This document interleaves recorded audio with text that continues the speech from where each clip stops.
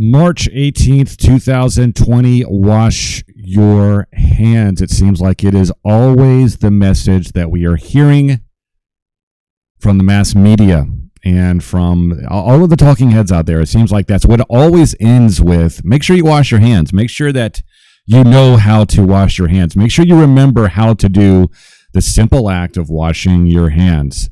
I think that a lot of people are forgetting about that. But maybe they aren't. Maybe we all really know how to wash our hands.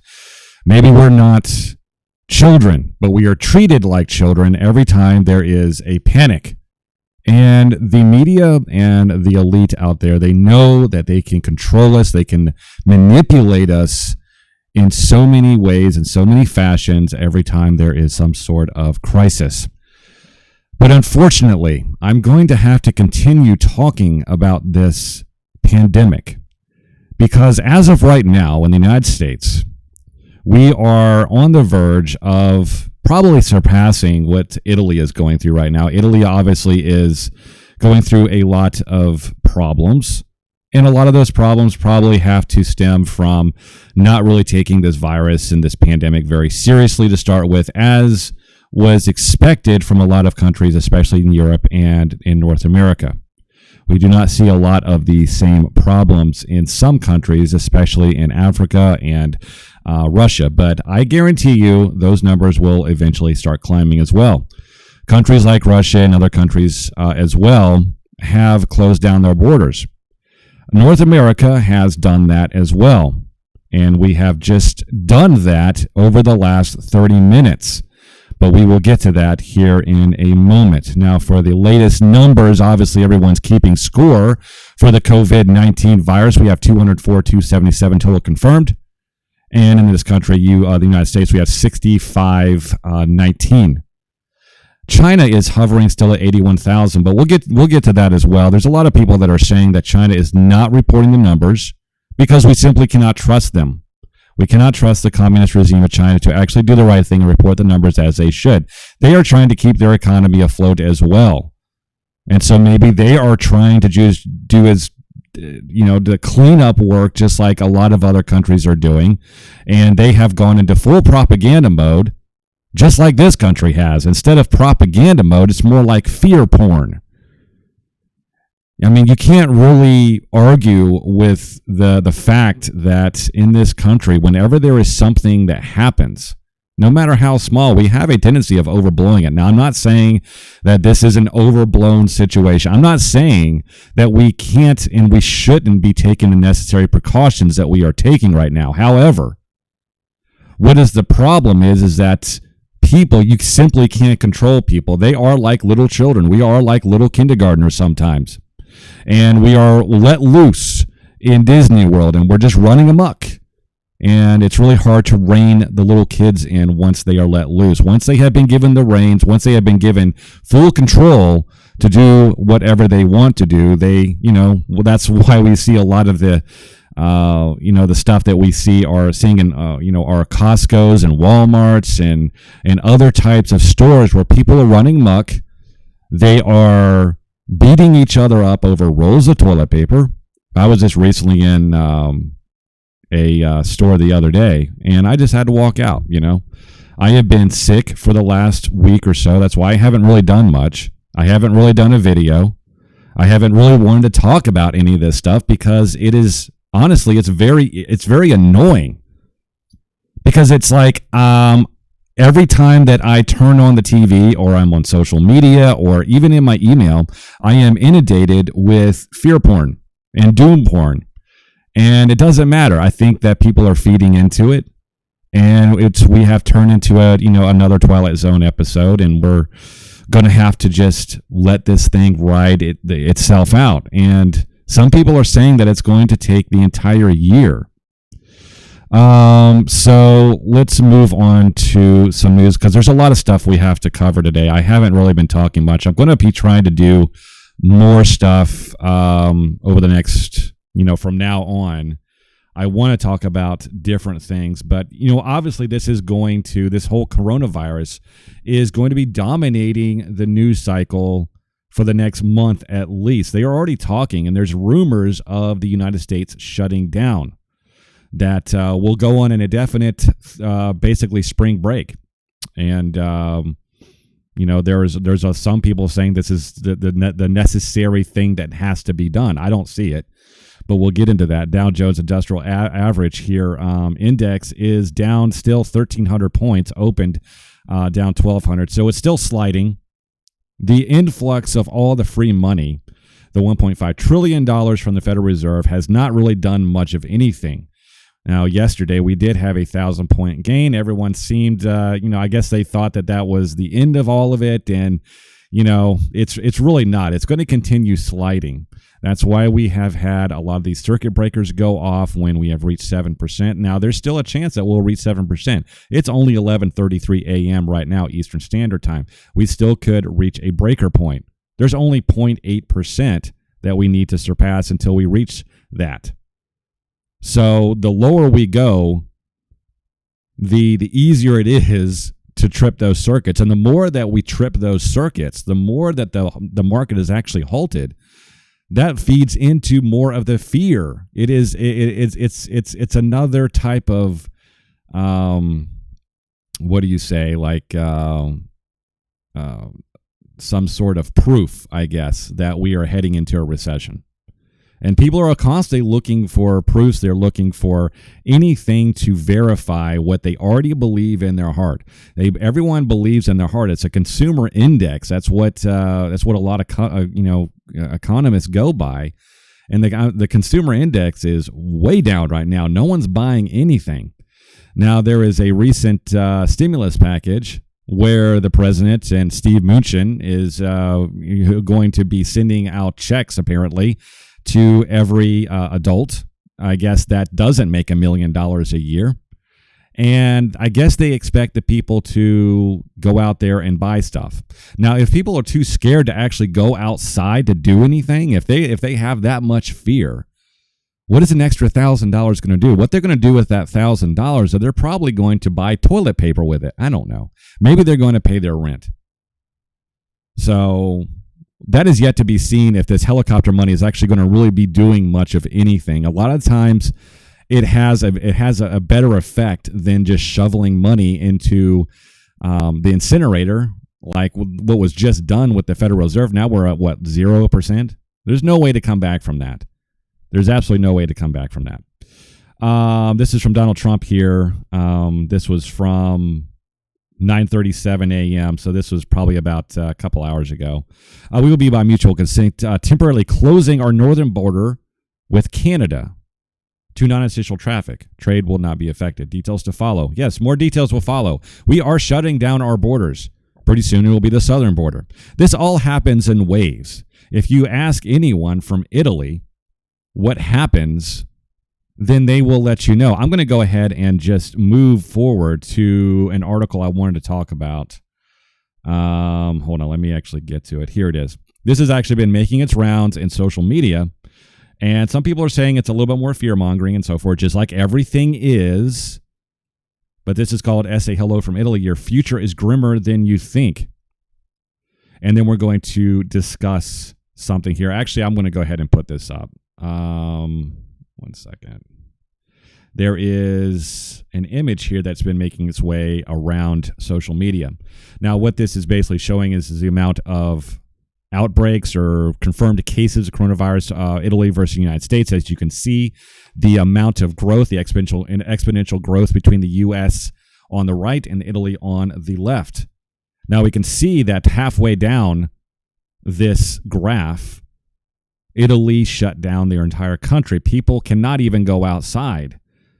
And they've been having to, I guess, entertain themselves in one way or the other. Pretty soon it's going to get cabin fever. People are going to start losing their minds. You can only stay inside for so long. You need to have fresh air. You need to socialize with other people. We are social creatures. We love to socialize with other people. And we not only love it, we need it in order to survive. Otherwise, we lose our minds. So the further we go down here, we are close to the point, if we look at this graph here, that we will be going into a lockdown. You already see a lot of the the first things that are going to be happening, namely the closing off of the northern border.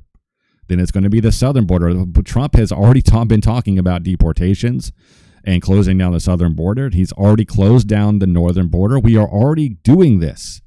Now, a lot of people are saying that this is just a conspiracy theory, but we need to put this to rest right now. Conspiracy theories be damned. We need to stop talking about them right now. We need to stick to facts, and we need to stop the fear mongering. But there's only so much we can really do when it comes to fear, because people interpret things however they want to interpret them. And once people start to see others react, then it becomes just like a wave, and other people just start to react, and then it builds and it builds and turns into a tsunami. And that's where we are right now. It's going to get worse. There is no way to avoid that. So this was making its rounds. It says your future is grimmer than you think. I'm not going to read the entire thing, but my family lives here in Veneto in northern Italy, one of the regions worst hit by the coronavirus. We are in lockdown. It's scary. It's lonely. It's uncomfortable. And then I mentioned scary. I'll spare you the statistics and the sermons. Both are already abundant. But I want to make one thing clear. If you think that by stocking up your pantries, you have absolved yourself from the responsibility of preparing for the virus, you are mistaken. This is a crisis like none before. Be skeptical of both naysayers and doomsayers. There's no way of knowing how this will end. I think this is a really good point. There's a lot of people saying that this is what you have to do to avoid the crisis. And some people are saying this is nothing more than the flu. I think they're both crazy. I think that it's really common when you see a lot of people just beating the hell out of each other for a stack of toilet paper, then you have no choice but to react in a visceral type of response. Either way, either for it or against it.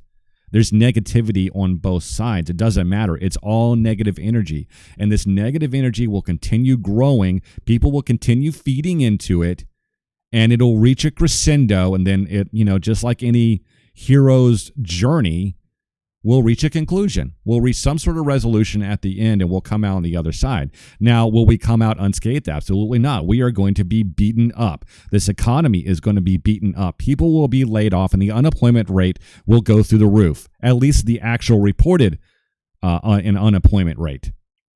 The actual unemployment rate is much larger than you think. Workforce participation has been going through the roof over the last 10 years, and it's continuing to go up.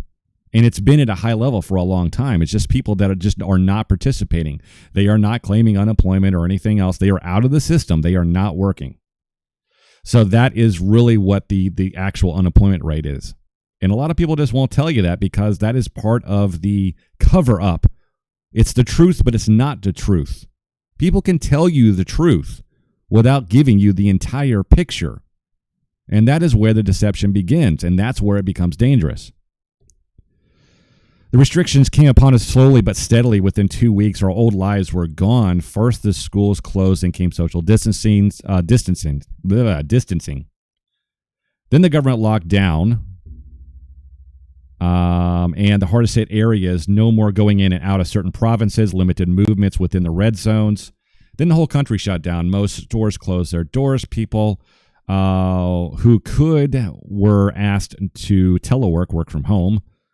Those who could not and did not have a job related to the continuation of essential services were placed on part-time schedules or on unpaid leave. When we were out, we had to carry a pass explaining our reasons for being outside to show the law enforcement officers patrolling the streets. The priority became keeping everyone inside at all times. Now, I understand this is a pandemic and people are scared. And I understand there's no way to avoid a lot of this stuff because we have to overreact. That's what a lot of people just simply are not telling you.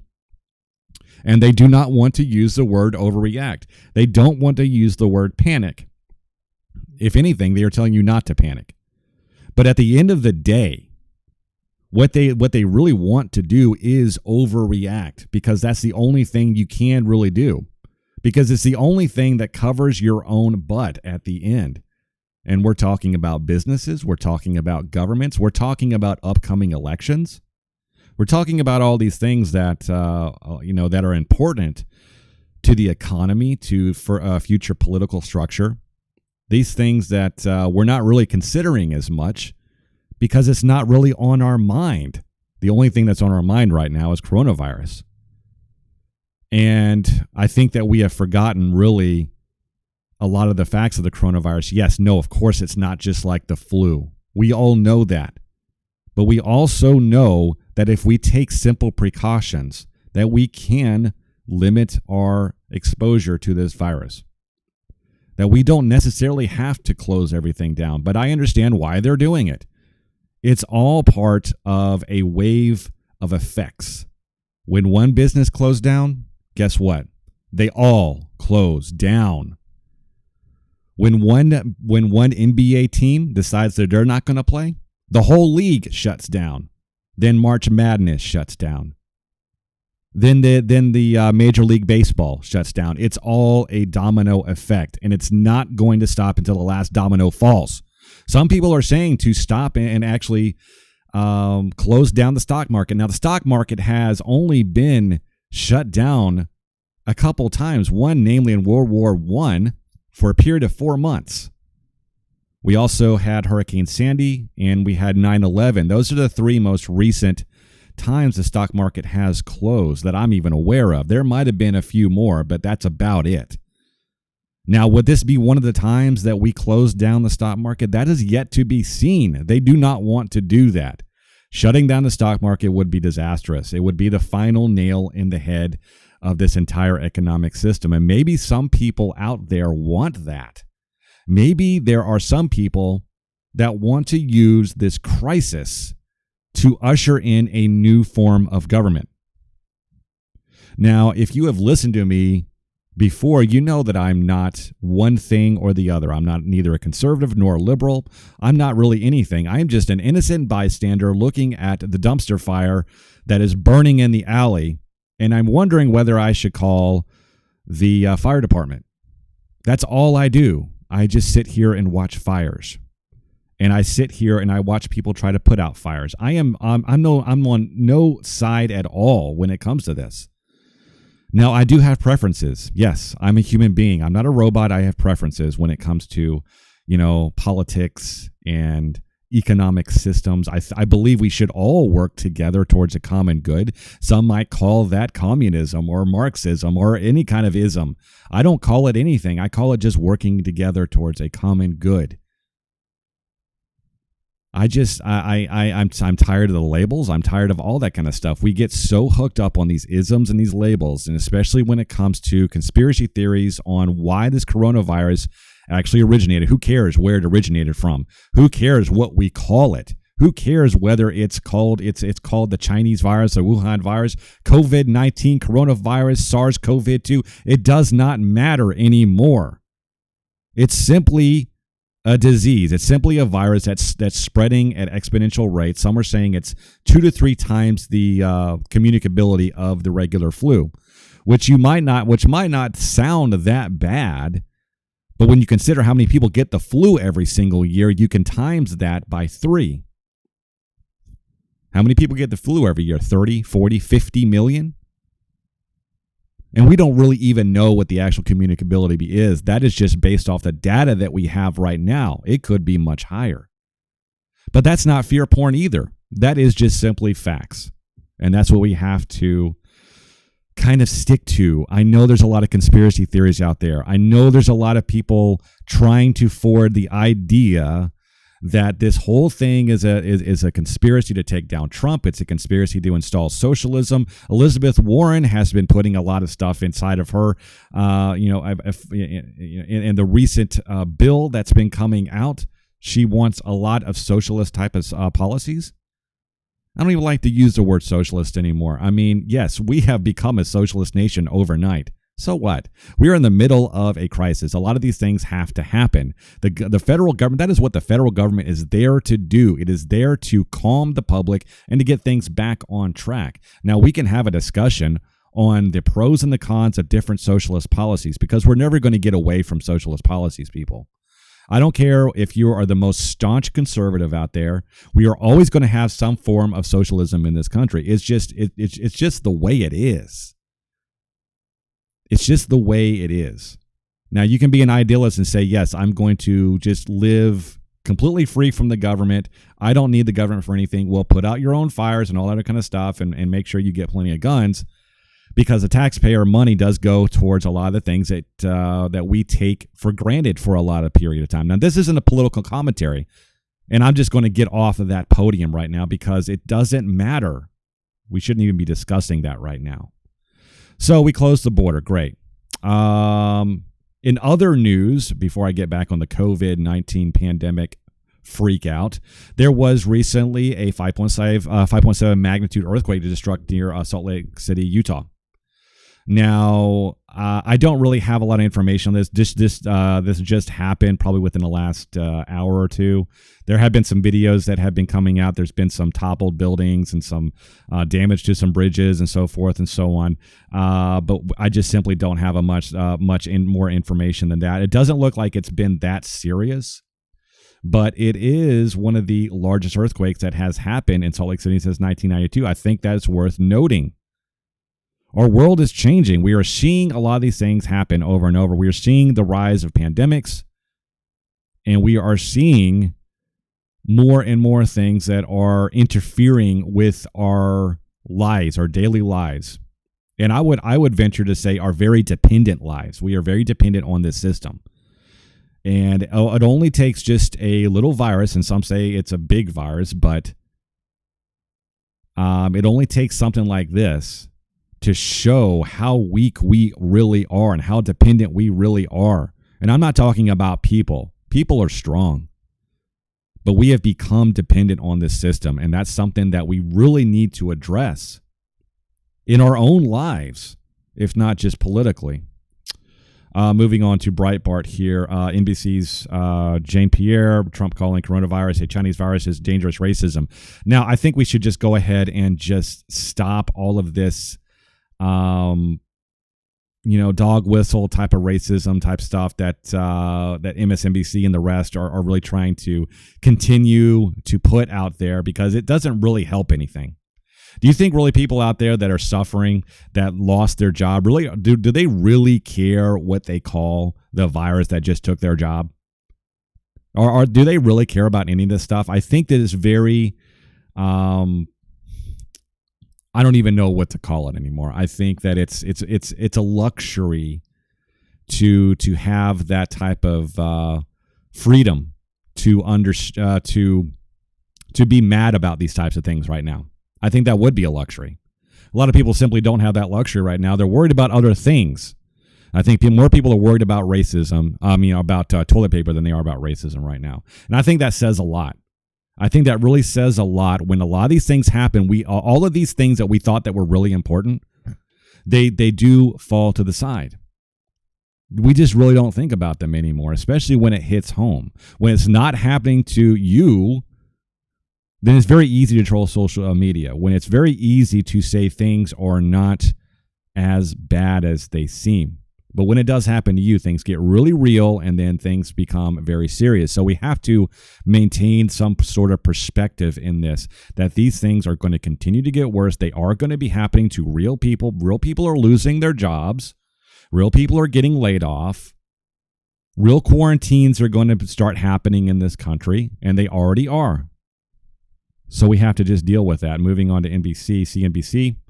Investor Bill Ackman, advises Trump to shut down the country, saying stock market will soar. This is his tweet here. Mr. President, the moment you send everyone home for spring break and close the borders, the infection rate will plummet, the stock market will soar, and the clouds will lift. We need your leadership now. I'm not exactly sure what Mr. Bill Ackman, I don't care if he is a billionaire. I don't know where his logic is. Say that we did shut down the country. Say that all of the businesses went under. Well, let's just assume they didn't go under. Let's just say they closed. We shut down the complete nation. Nothing is operating. We're in complete silence for a month. Nothing is happening. GDP is gone to zero. What is that going to really do? How is the stock market going to react to that? Because, we're going to be shutting down the stock market too, I assume, right?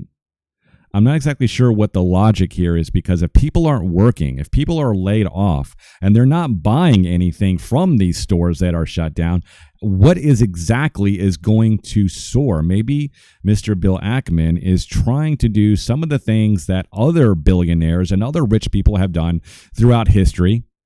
Maybe they're trying to further tank the market to get more buying opportunities, right? The same thing that the Rothschilds have done, and the Rockefellers have done, and the Soros and the Warren, the Buffetts have done throughout history, where they have, incited a lot of panic, where they have taken both sides of a conflict, where they have taken advantage of a situation for their own benefit and profiteered from it. That is what capitalism gives us. Now, I'm not anti-capitalism, but I don't know what Bill Ackman is talking about here. I don't see where it makes any sense. Moving on here to the Hill. Sanders to assess his campaign after Tuesday's loss. Yeah, he lost every state. Sanders lost every state. And Joe, right in with Joe Dementia Biden, is poised to be the nominee. He is poised to be the nominee. Here is Biden talking. I want to thank all the public officials and the poll workers who work closely with the public health authorities to assure safe opportunities for voting, to clean and disinfect voting booths, and to make sure the voters could cast their ballots while maintaining the distance from one another that was safe. It's important for us to get through this crisis, protecting both the public health and our democracy. And today, it looks like once again, in Florida and Illinois, we're still awaiting to hear from Arizona, our campaign has had a very good night.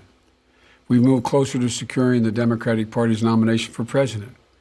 And we're doing it by building a broad coalition that we need to win in November, with strong support from the African American community, the Latino community, high school educated people like the folks I grew up with in my own neighborhood, labor, teachers, suburban women, veterans, firefighters, and so many more. And we're doing it with a common vision. Senator Sanders and I may disagree on tactics, but we share a common vision for the need to provide affordable health care for all Americans, reduce income inequity that has risen so drastically, to tackling the existential threat of our time, climate change. Senator Sanders and his supporters have brought a remarkable passion and tenacity to all of these issues. I just wanted to go ahead and stop that right there. Actually, let me pull up my desktop back again. So we're talking about Bernie Sanders right now. Joe Biden is going to get the nomination. It's pretty set in stone now that he is going to win the nomination and go on to battle Trump. Now, in the midst of this coronavirus, of course, everything is related to the coronavirus right now, especially the elections, because it's really hard to get out there and vote. Is that going to be the issue going forward? A lot of people are calling the Bernie Sanders to just go ahead and drop out because it's going to be too hard for a lot of people to vote in more primaries. I think that the math is against him, obviously. And I am not a Bernie Sanders supporter as much as I am anyone else's supporter. I don't even know if I'm going to be voting in this election yet. I don't know. That is just the honest truth of the matter. Now, before you throw Bernie Sanders on the bus, I did want to make a comment here, okay? And I think this is something that a lot of people don't realize about Bernie Sanders, is that, yes, of course, he is an avowed Democratic socialist. I would recommend looking up democratic socialism and stuff like that, and really what this whole movement is about, because at the surface it can look very nefarious. And yes, the acts of Antifa and all that kind of stuff are absolutely apprehensible. They are horrible. You should not be using violence for any kind of revolution. I don't care how many times it's been done in the past, because we can look in the past and we can see the violent uprising and we can see what happens as a result. Now, we can even use our own American Revolution because we were revolting against the rule of the British.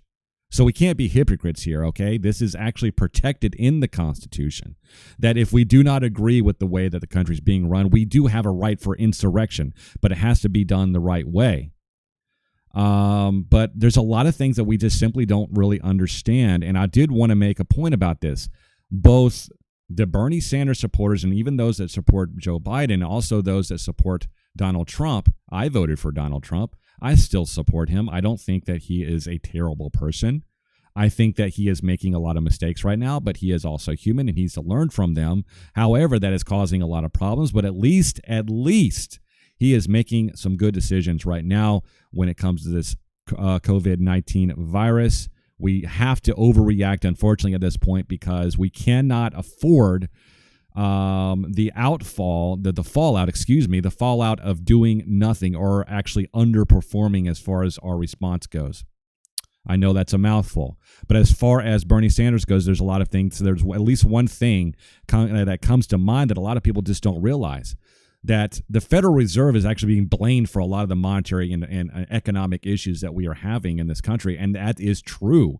If I had to name one thing, one problem with this country, it is the creation of the Federal Reserve, us taking us off the gold standard as well, and making our money into worthless denominations and worthless fiat currency. It's just if you don't know too much about that, that would be lesson one I would probably have to assume on what is wrong with the United States right now, at least with our monetary system. There's nothing wrong with our people. It's how our people are being governed. It's how our economy is being run. It's being run into the ground, and it's been run into the ground for decades, if not the last 100 years or more. Ever since 1913 and the Bretton Woods Agreement and all of these things that have been happening over the course of the last century that have been taking our country in the wrong direction. And now here we are, $26 trillion in debt. And the one person that actually blew the lid off the Federal Reserve and let us know, the citizens know, how much was actually spent during the 2008 bailout. We all thought it was $800 billion. Most of the people thought, yes, that was the big number, $800 billion. We just spent $1.5 trillion the other day on the stock market. The Federal Reserve unleashed $1.5 trillion, released and actually lowered the interest rates, I believe, all the way down to 0%, which was a huge mistake. But what else can they do right now? They're all scampering around and trying to buy time.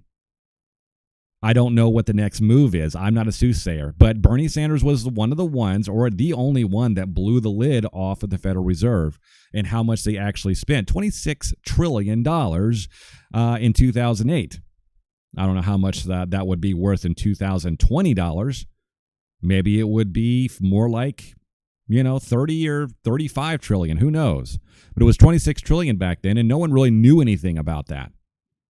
So before you throw Bernie Sanders under the bus, please understand that even though he hasn't really accomplished a lot in Congress, okay, and there's not a lot of bills that he has his name on that actually went through, I can give him that he actually wants to do something about the Fed.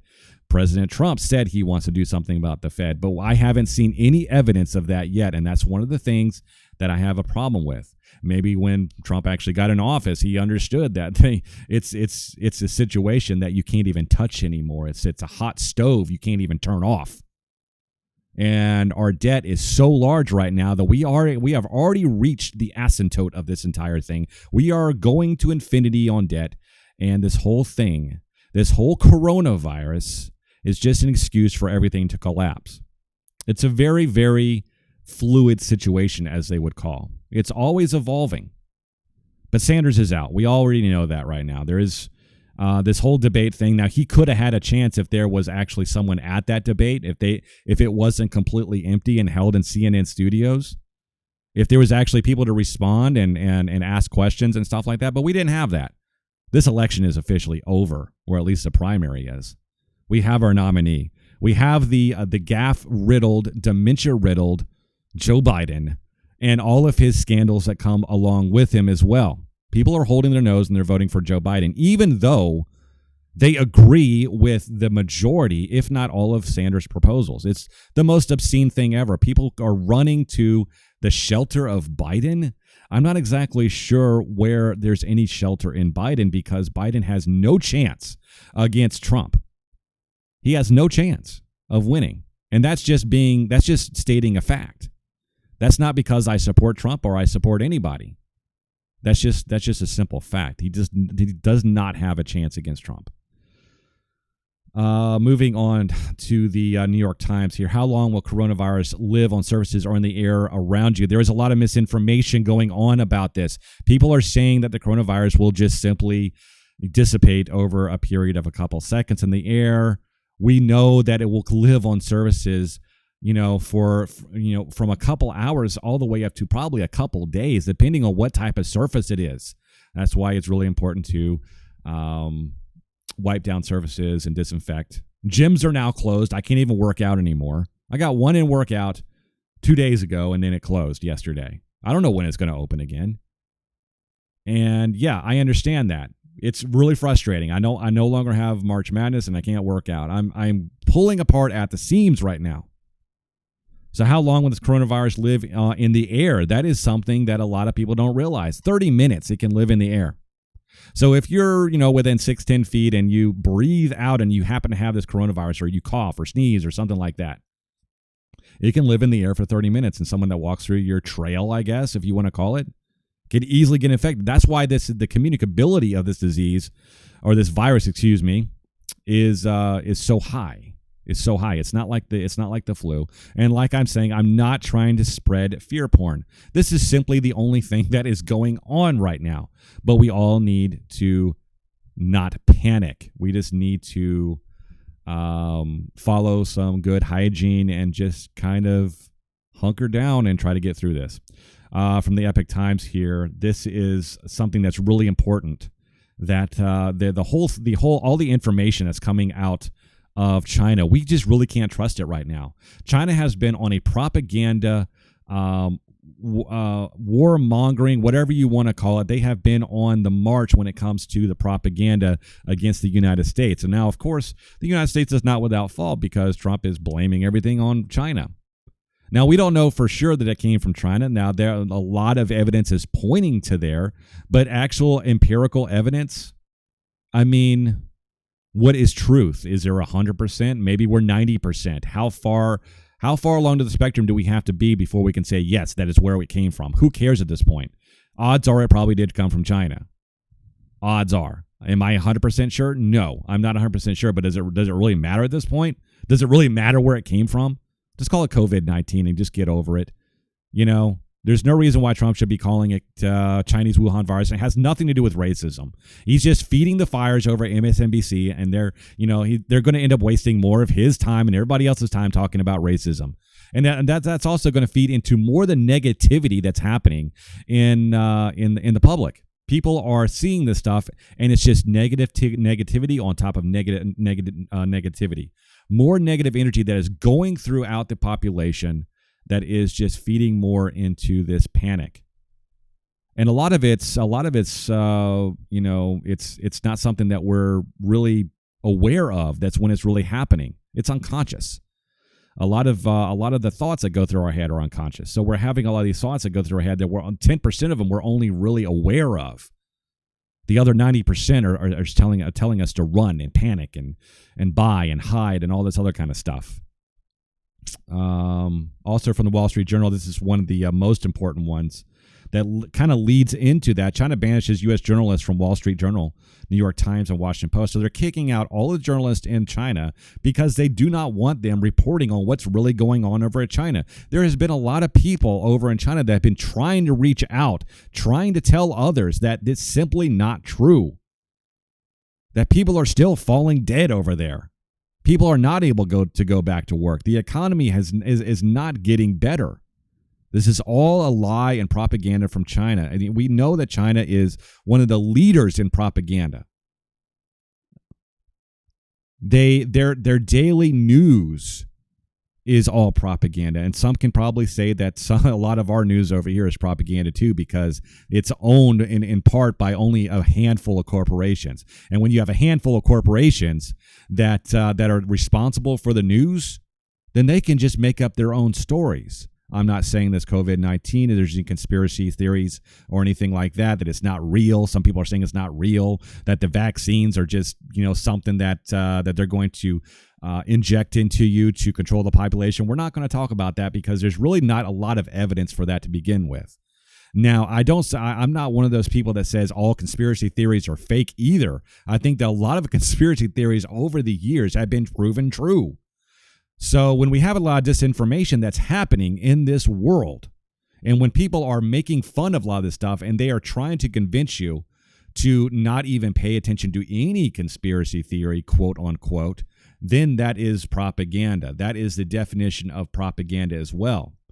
It is when you're trying to spread disinterest in information and not so much disinformation itself. That is another layer of the propaganda war. And China is not only doing that, but they are shutting down social media. They are shutting down people's access to other information from the outside world. It's just like North Korea. North Korea has been doing this for a long time. Any kind of communist society wants to keep their public, centralized. They don't want everybody getting out there and learning about the world and learning about different other ideologies and about freedom and stuff like that, because that is very dangerous to the control grid. And their form of communism is all about control. And when we get into that type of system, then, it's really hard to trust any kind of information that's coming out of it. And that is just the fact of the matter. President Xi really needs to understand that. And there needs to be more transparency, but I don't really see that coming from China anytime soon. So this is another article from the times.co.uk, Chinese science. Now, this was actually from January, I believe. This was Chinese scientists destroyed proof of virus in December. This was reported, and it says here, Chinese laboratories identified a mystery virus as a highly infectious new pathogen by late December last year, but they were ordered to stop tests, destroy samples, and suppress the news, a Chinese media outlet has revealed. There's a lot of media outlets that are actually trying to get the information out. Just as much as there was media in the Ukraine trying to get information over the U.S. about all the dealings with the Democrats and the Bidens over with Burisma. We're not talking about that anymore because it's not important at this moment. But the point is that there are good media outlets out there, even in communist China, that are trying to get information out there because they do have a conscience, because they know this is a dangerous and potentially type of virus that can cause all the havoc that it's already causing right now. We already know that. So let me see here. This is from NBC News. Now, there was a bill that was just recently that put towards to pass. Now, it was temporarily blocked, I guess, by at least one person. Rand Paul did not want to pass the bill for the coronavirus bill for the spending and for the bailout, I guess, if you want to call it a bailout or some sort of recovery bill or something like that, whatever they're calling it right now. But the reason why, and I think this is really important, and a lot of people just don't like Ron Paul right now, but I happen to love Ron Paul because he's all about truth. He's all about good fiscal spending. And the reason why that he blocked this, just like he blocked one of the 9/11 funding packages, which he caught a lot of heat over as well. But they don't tell, people in the media doesn't tell you the entire story. That for all of this spending, that we have to cut expenses somewhere. We just can't keep spending into oblivion. We have a lot of spending that we can cut. But the problem is that there's so many lobbyists that are purchasing their influence inside of Congress, and the congressmen and the congresswomen, women out there do not want to. They don't want to give up a lot of these bills and a lot of the influence that they have, because they're paid off. That's just how things are done over in Washington. So for any type of spending, you have to have some sort of cut in spending as well. Otherwise, the debt's going to continue to grow and grow and grow, and we'll have to print more money into oblivion and just completely destroy the dollar, which is already there anyway. Rand Paul knows this. He's been talking about this for a long time. I personally wanted him to be president. I wanted his father to be president before he ever ran, But people just simply weren't ready for the revolution, right? It's just as much as they weren't ready on. Now, Rand Paul is simply the Bernie Sanders of the Republican Party. Now everybody hates him. He's just too much of a radical.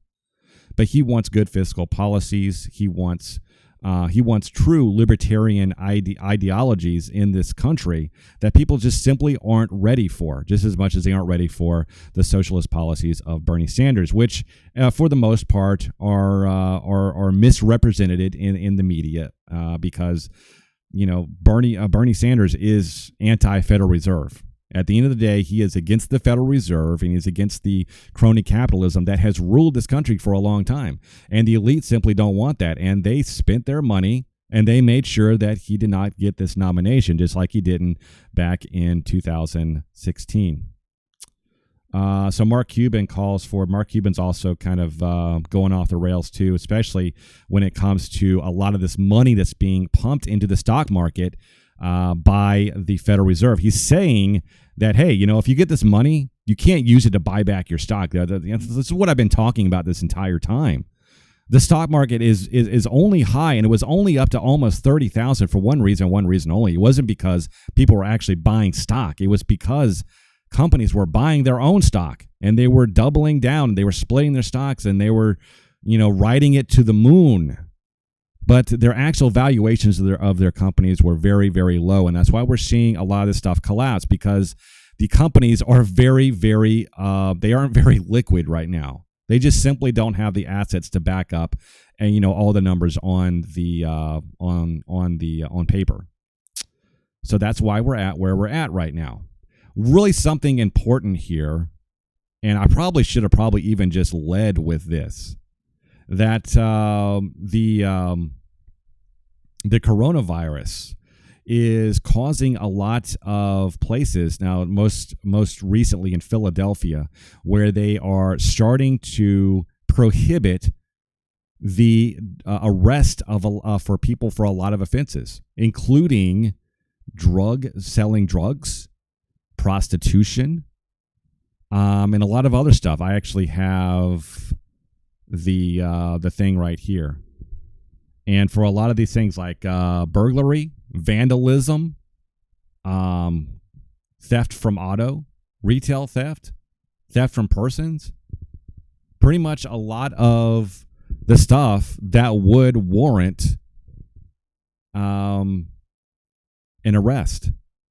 And some are, at least when I first saw this, it really kind of looks like The Purge. I mean, where they are just saying, hey, you know what, you can do these things. We're not gonna arrest you. We're not gonna put you behind bars. Just go ahead and steal stuff. It's fine. This is a true story. Let me actually go to where this is talking. I got everything all over the place. Okay, so here is the actual story here. This is from Daily Caller. Philadelphia police told to... Actually, let me actually go to that here real quick. Philadelphia police told to stop arresting car thieves, burglars due to coronavirus. This is a real story. And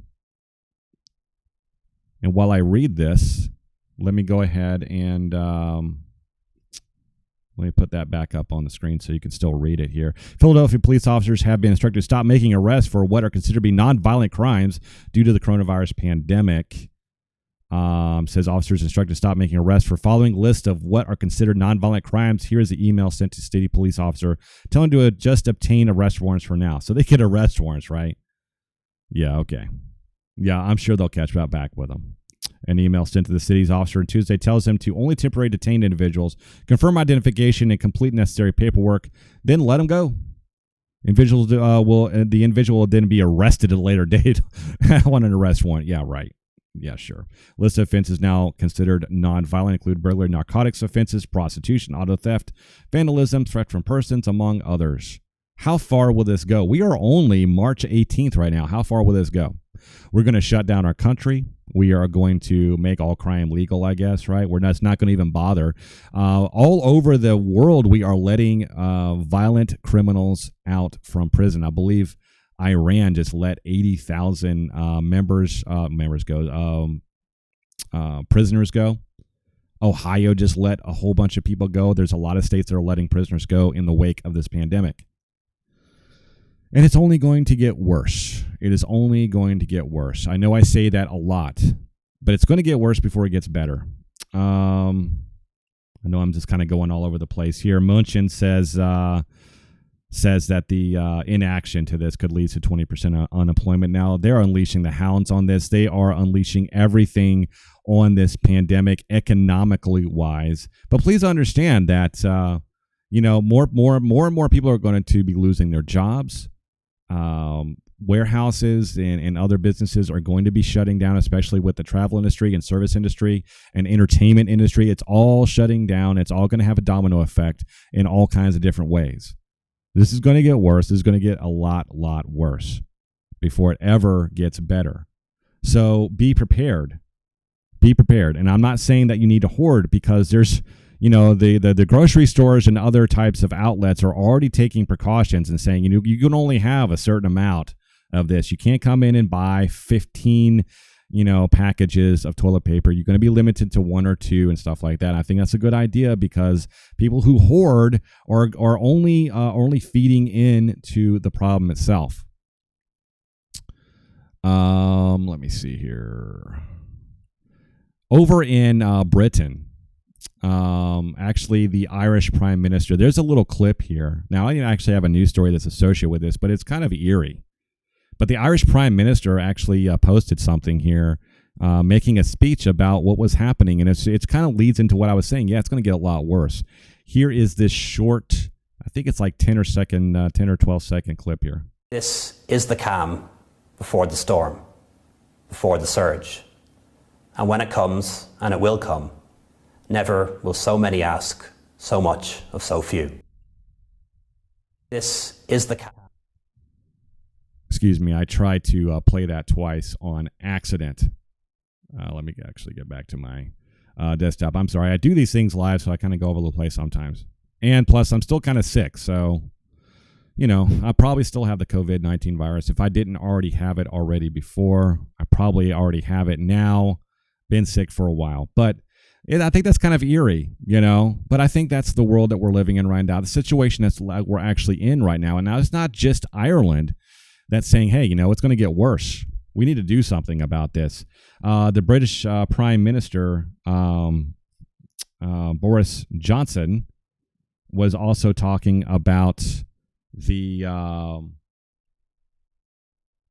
similar stuff. Here's a little video of him talking as well. Why the government isn't prioritising the testing of all healthcare staff, both those in the NHS and those doing such a vital job in the care sector.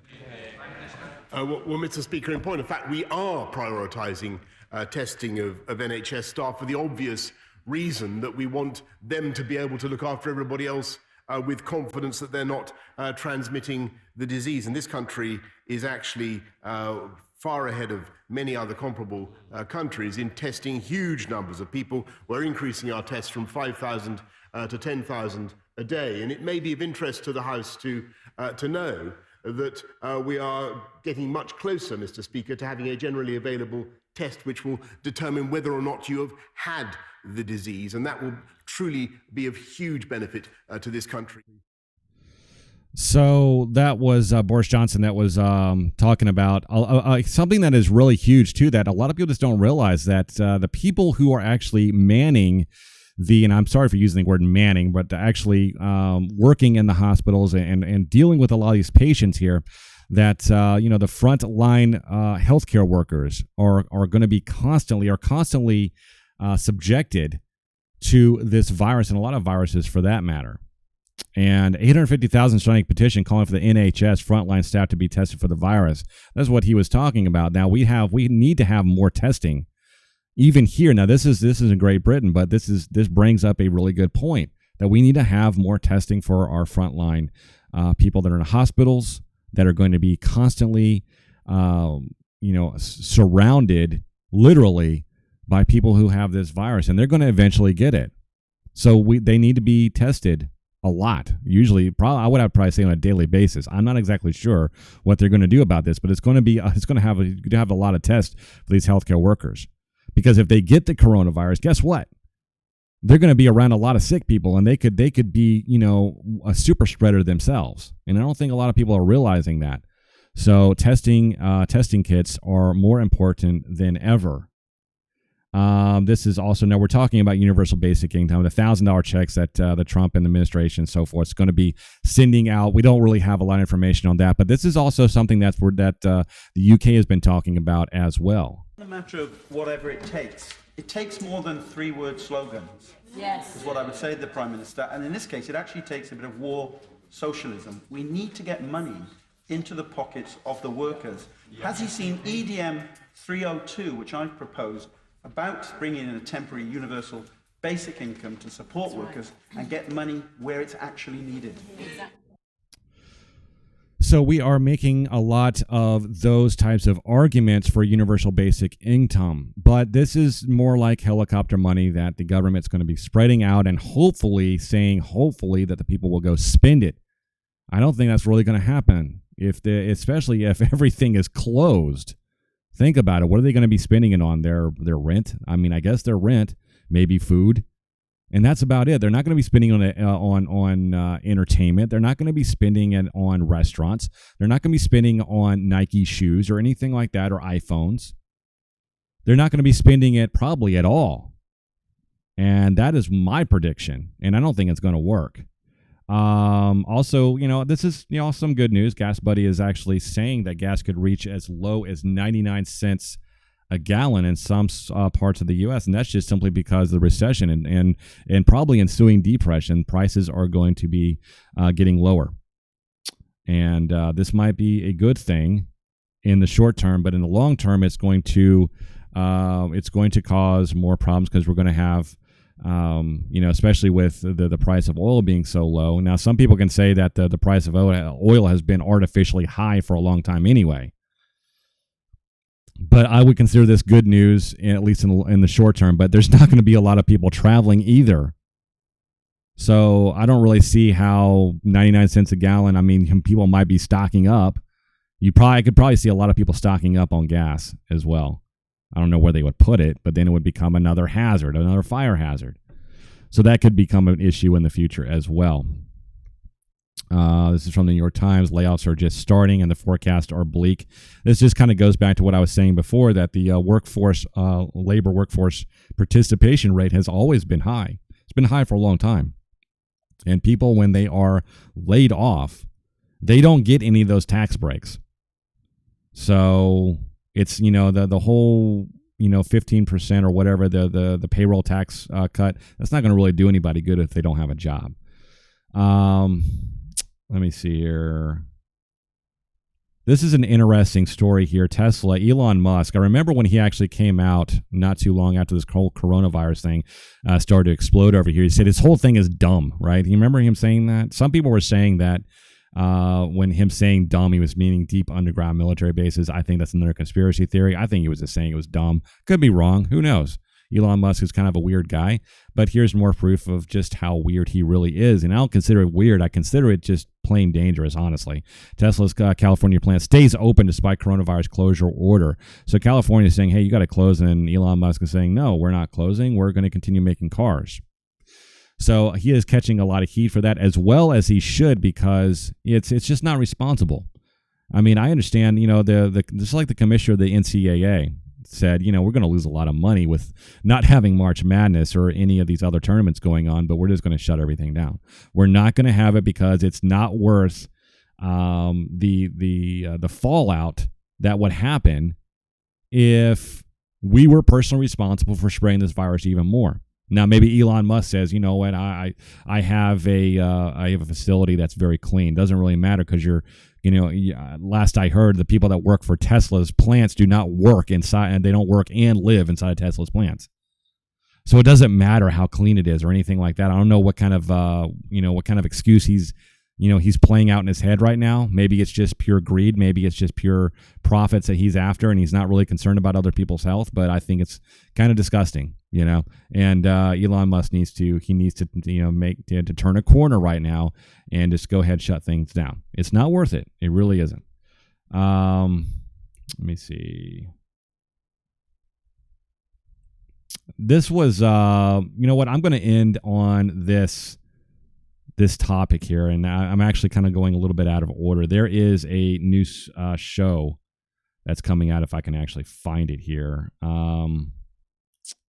Motherland. This is going to be coming out today. I'm actually kind of interested in it. I kind of want to see what it's all about. I mean, obviously, this is kind of a, you know, it's a feminist type of alternative history, United States history, where, you know, the Salem witches are the witches from the 1600s and so forth, that they revealed themselves for who they really were, or in their powers, I guess they had, and they formed a contract with the U.S. government. Of course, it wasn't even formed at that time, but the U.S. whatever, the colonists, the immigrants, I guess, and they formed their own, I guess, army, whatever you want to call it, in order to protect the country. So the United States has basically an army of witches. It's kind of an absurd type of synopsis, or a type of story or an idea, but I guess that's just kind of where we are as a country right now. Now, the occult has been nothing new to this country. We have been steeped in the occult ever since our founding. In fact, a lot of the territories that were formed in this country, rather than the ones that we're all familiar with, Plymouth Rock and so forth, were steeped in the occult because they felt like, at least the founders of those areas felt like there wasn't enough religious tolerance for them. So they moved to different parts of the U.S., and they formed their own types of civilizations, I guess, as part of the U.S. Not so much different, but they formed. They went to different areas that they felt like they could get some more religious tolerance. Maybe this was something that was an offspring of that. Maybe they had studied a little bit of that about that stuff, and maybe this is where this all came from. I don't know, but I think that it really brings forward an interesting topic, and it's something that that we really need to talk about, maybe in another video, not so much right now, but the obsession that we have with the occult. And I think there's so many witch shows out there, so much stuff that's obsessed with this type of occultism and the witchcraft and so forth. And for someone that that is either a Christian or something like that, you can look at this and you can automatically be repulsed. But there is some history behind this kind of stuff. Now, I think this is kind of a type of thing where it's more geared towards the young adults. Obviously, it's more geared towards people who are feminist and stuff like that. I think it's an interesting take. I'll probably end up watching it and so forth. Obviously, it's with a grain of salt, but if it does have some sort of substance to it, I can watch it for just it's on its own merits. I don't have to really care whether it's all deals with feminism, and it has all these underlying tones and so forth, especially with the occult. And I do have some experience with the occult and so forth, and I've researched it a lot. And the United States has a rich history of actually meddling with the occult, especially in the World War I, World War II area, especially all the way up till really almost the millennium. With the psychic phenomenon and all this other kind of stuff. So we could probably get into that. We'll probably get into that some other videos as well. But I think it's probably worth watching. Probably check it out. It kind of has that that kind of feel that I got from I haven't watched it, but just kind of reading the story and so forth. It kind of got the feel of The Man in the High Castle. I hope it's kind of like that, but I don't think it's going to be anything like that. It's going to be something like some sort of version of Harry Potter or something like that, maybe mixed in with maybe Man in the High Castle. I don't know. Maybe it's going to be good. Maybe it's just going to be some sort of feminazi crap. I don't really know. But I'll end up watching and I'll give a review on it. I think it comes out today, and I'll talk about it maybe tomorrow if I have some time. So I'm over an hour right now. I know it's been kind of a long type of video here, and I've kind of been rambling and ranting and rambling all over the place, and that's just how live videos go. I choose, I try to choose carefully about what I talk about and what's the most important things that are going on right now. So if you made it through the video, if you have, I really appreciate that. Don't forget to like, subscribe, and share, and do all the good social media stuff to keep the rational voices out in front where they belong. I will see you tomorrow. Have a great day. Bye.